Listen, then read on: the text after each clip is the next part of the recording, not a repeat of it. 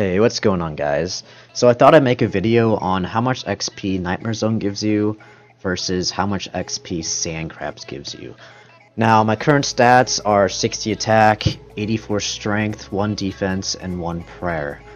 Now, if you want to see my other stats, just go to the beginning of the video and you can just pause the video. If you want to see what kind of bosses I do in Nightmare Zone, go ahead and go back for that. Now, this isn't a Nightmare Zone guide, it's basically just me in Nightmare Zone for an hour to see how much XP I can get, and then I'll go to the Sand Crabs to see how much XP I will get as well. And you can kind of base whatever levels you have, compare them to mine, and then you can say, oh well, I'll have a little bit more XP or I'll have a little bit less.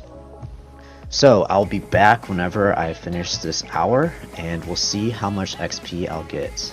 Alright, so that's our last kill of the hour, and the total strength XP we got was 43,000. And also a side note, I also got 145k reward points. Now this was a lot less than what I originally thought it would be. I thought it'd be around 60k, but only 43k in Nightmare Zone using overloads. That's a lot less than I thought. But the reason for it being so low was because I was doing the Rumble version on hard, and then the bosses, they had really high defense, even with my overload. So a lot of the times I was hitting zeros, even with my attack bonus from my book. I just could not hit that much. And against Sand Crabs have like little to zero defense. So basically, when you're in Sand Crabs, it's a constant, flow of XP.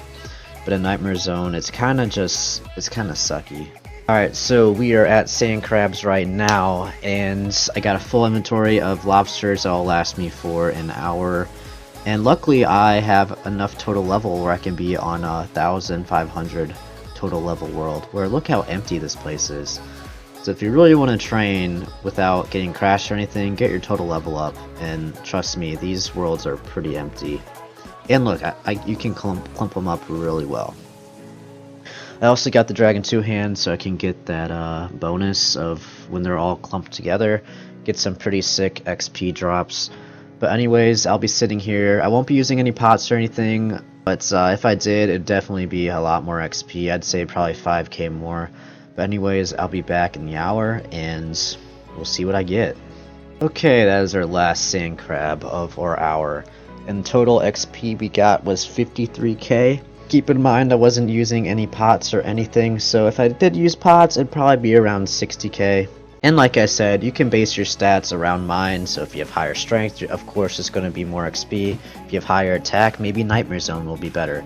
But for a 60 attack pure with 1 prayer, 1 defense, then you definitely want to use Sand Crabs for XP. If you want to get, Nightmare Zone points, you can get the Bead Ring Eye and the Archer Ring Eye.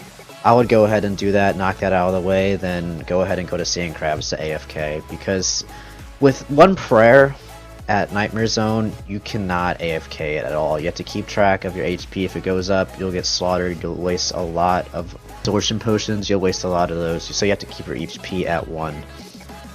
But I could always make a guide on doing that. It's not hard at all, it's just not AFK, and Sand Crabs are so AFK. I mean, I could sit there in one spot for 10-15 minutes and watch a movie, watch half an episode, and not even click my screen. But anyways, thank you for watching. I hope this video kind of gave you a sense of the XP, what you can get, because I honestly had no idea until I actually made this video of what the XP rates are. So it's a lot lower than I thought, but it's actually surprising how much more crabs are better. Anyways, thank you for watching, and I'll see you later.